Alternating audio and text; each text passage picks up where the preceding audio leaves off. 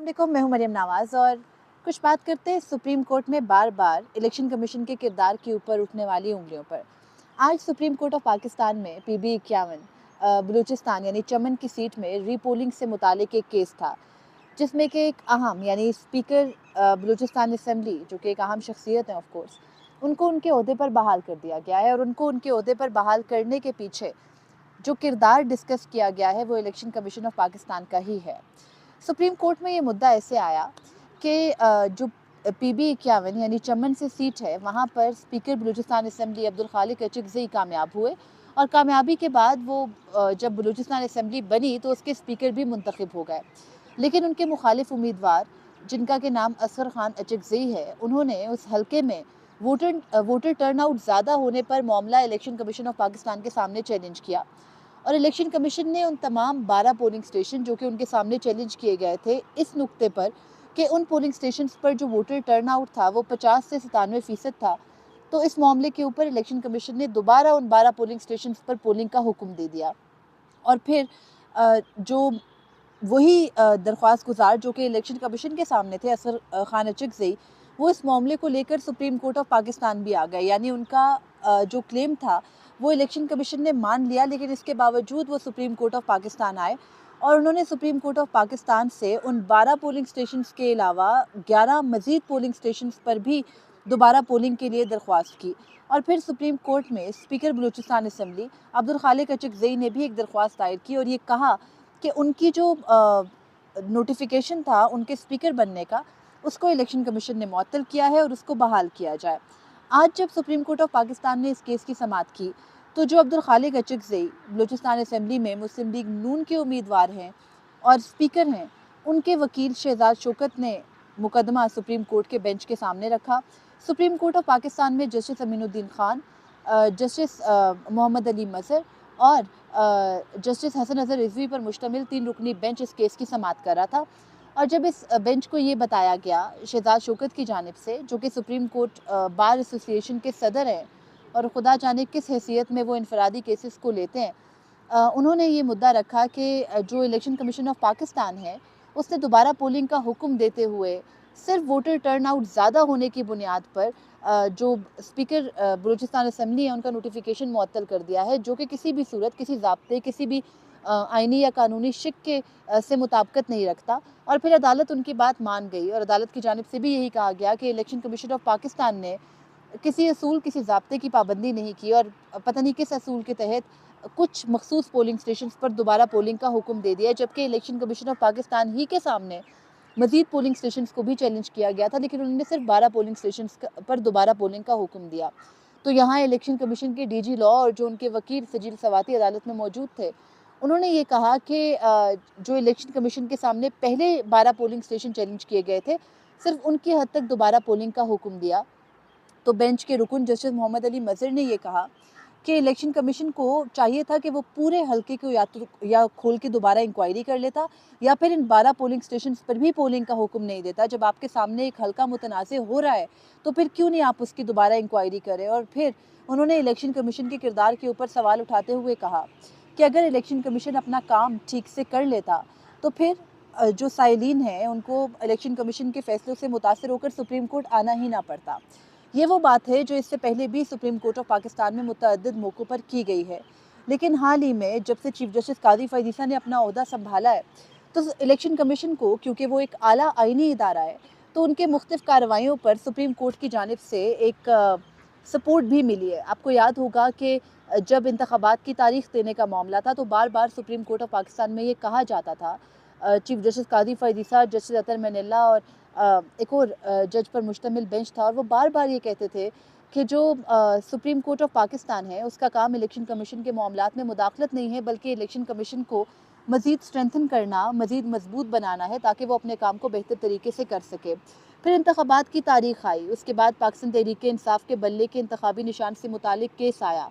उसमें भी election commission of Pakistan को ही रिलीफ मिला। उसके अलावा 15 दिसंबर 2023 को एक case supreme court of Pakistan में आया था जो कि आरोज़ से मुतालिक था। लाहौर हाई कोर्ट ने जो तमाम आरोज़ लगाए गए थे इलेक्शन कमीशन की जानिब से, उनका नोटिफिकेशन मुअत्तल कर दिया था। वहाँ भी सुप्रीम कोर्ट ऑफ पाकिस्तान ने फ़ौरी तौर पर चीफ इलेक्शन कमिश्नर से मुलाकात करके चीफ इलेक्शन कमिश्नर से एक अपील दायर करवाई। अपील पर रात 8 बजे बेंच बैठा सुप्रीम कोर्ट का और उसने फिर इलेक्शन कमीशन को ही रिलीफ दिया। तो इलेक्शन कमीशन को एक लंबे अरसे से, यानी सुप्रीम कोर्ट से पिछले 6 माह से तो रिलीफ ही मिल रहा है, लेकिन अब उसके किरदार के ऊपर तब सवालात उठ रहे हैं जब इनफरादी तौर पर इंतखाबी इज़्ज़तदारियाँ सुप्रीम कोर्ट के सामने आ रही हैं। लेकिन यहाँ पर कुछ ऐसे केसेस भी हैं जो कि पाकिस्तान तहरीक-ए-इंसाफ़ के हैं, और पाकिस्तान तहरीक-ए-इंसाफ़ ने इलेक्शन कमीशन से मुतालिक मुसलसल कुछ आइनी दरख्वास्तें सुप्रीम कोर्ट ऑफ पाकिस्तान में दायर की हैं। और उन आइनी दरख्वास्तों में ये कहा है कि इलेक्शन कमीशन का जो किरदार है वो किसी भी सूरत इंडिपेंडेंट और जो आज़ाद है वो नहीं रहा, बल्कि इलेक्शन कमीशन जानिबदार रहा है पाकिस्तान तहरीक इंसाफ के ख़िलाफ़। लेकिन अभी तक किसी भी ऐसे मुकदमे को समाअत के लिए मुकर्रर ना किया गया है, ना ही इलेक्शन कमीशन को उनके किरदार पर सवाल का जवाब देने के लिए बुलाया गया है। लेकिन आपको यहाँ पर ये भी बताती चलूँ कि जब इंतखाबात से पहले जो मुख्तलिफ केसेस आए थे, जो कि पाकिस्तान तहरीक इंसाफ के मुख्तलिफ लोगों के नॉमिनेशन पेपर्स मंजूर ना करने के केसेस थे, जिसमें परवेज़ इलाही का केस था, उसके अलावा मेजर ताहिर सादिक का केस था, जो सनम जावेद और शौकत बसरा वगैरह के केसेस थे, उसमें सुप्रीम कोर्ट के बेंचेस, जो कि चीफ जस्टिस कादी फैज़ीसा के अलावा बेंचेस थे, जस्टिस मंसूर अली शाह का बेंच था, जस्टिस मुनीब अख्तर का बेंच था, उन बेंचेस में भी इलेक्शन कमीशन के किरदार के ऊपर बात होती रही और ये कहा जाता रहा कि किसी भी जो उम्मीदवार है उसको इंतखाबात में हिस्सा लेने से सिर्फ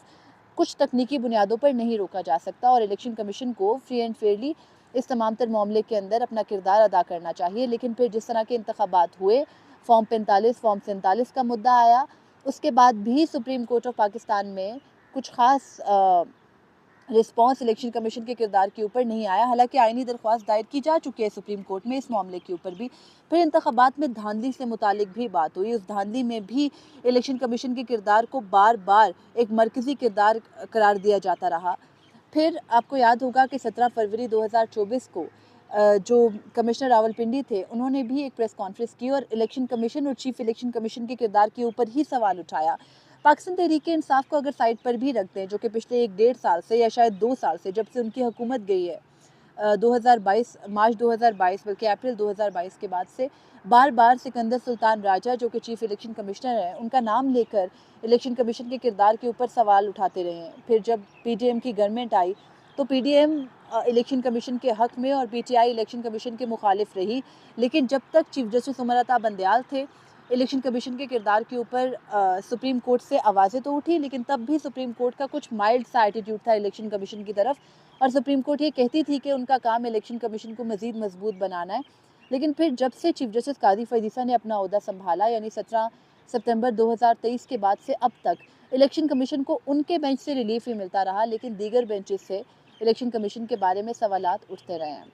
तो यहाँ पर आज का जो केस हुआ उसमें भी यही कहा गया कि सुप्रीम कोर्ट में ये तमाम केसेस ना आए अगर इलेक्शन कमीशन अपना काम ठीक से कर दे। यहीं पर इलेक्शन कमीशन के अगर किरदार के हवाले से बात करूँ तो आपको वो केस याद होगा जो कि पाकिस्तान तहरीक इंसाफ के बल्ले के इंतखाबी निशान से मुतालिक था। उस केस में भी जाहिर है कि मरकज़ी किरदार इलेक्शन कमीशन का ही था। तो इलेक्शन कमीशन ने तीसरी बार पाकिस्तान तहरीक इंसाफ के इंट्रा पार्टी इलेक्शंस को पर सवाल उठाते हुए उनके खिलाफ दरख्वास्त मंजूर कर ली है और पाकिस्तान तहरीक इंसाफ को एक मरतबा फिर इंट्रा पार्टी इलेक्शंस कराने के लिए या इंट्रा पार्टी इलेक्शन शफाफ तरीके से ना कराने पर नोटिस जारी करके जवाब तलब कर लिया है। इसी एक मुद्दे के ऊपर पूरी जमात इंतखाबात में हिस्सा लेने पर डिसफ्रेंचाइज हो गई थी और अब दोबारा इलेक्शन कमीशन ये कह रहा है कि जो पाकिस्तान तहरीक इंसाफ ने मार्च के शुरू में अपने इंट्रा पार्टी इलेक्शंस कराए थे वो दुरुस्त तरीके से नहीं कराए थे और पाकिस्तान तहरीक इंसाफ इससे मुतालिक जवाब जमा कराए।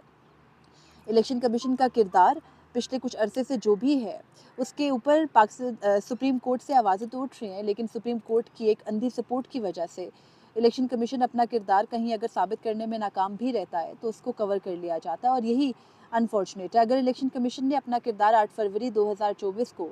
शफाफ और आज़ादाना तरीके से अदा कर दिया होता तो शायद मुल्क आज किसी बेहतर हाल में होता और बेहतर हालात ही की वजह से आगे चल रहा होता। अभी हाल ही में इमरान खान ने चीफ जस्टिस पाकिस्तान के नाम जो एक ख़त लिखा था, उस ख़त के अंदर भी इलेक्शन कमीशन के किरदार के ऊपर सुप्रीम कोर्ट को जो दरख्वास्तें हैं वो सुनने की इस्तदा की गई थी, लेकिन अब तक तो सुप्रीम कोर्ट खामोश है।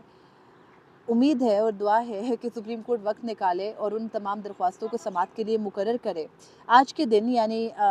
25 अप्रैल को जुमेरात है और सुप्रीम कोर्ट की जो जजेस इंतज़ामी कमेटी है उसका इजलास हुआ करता है और जो अहम आइनी केसेस आर्टिकल 184(3) की दरख्वास्तें आती हैं उनको मुकर्रर करने का भी फ़ैसला होता है। तो अब देखना ये है कि क्या आइंदा हफ्ते में कोई ऐसी इंतखाबात से मुतालिक दरख्वास्त को समाअत के लिए मुकर्रर करके सुना जाएगा या फिर सुप्रीम कोर्ट सिर्फ जजेस के ख़त से मुतालिक